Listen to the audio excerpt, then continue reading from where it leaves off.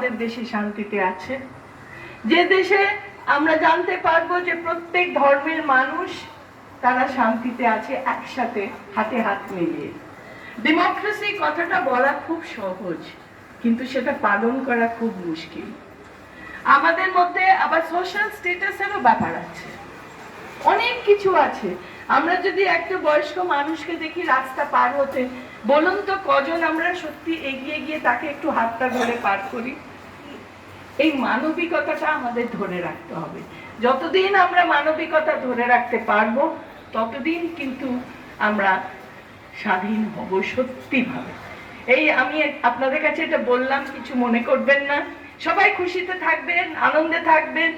আজ আরেকটা ছুটির দিনের মতো সবাই হই হই করছি। আমরা সবাই আজকে ইন্ডিয়ান ড্রেস পরি, ঠিক কি না? সবই আমাদের ভারতের একটা প্রতিরূপ। আপনারা আনন্দে থাকুন, সবাইকে আনন্দ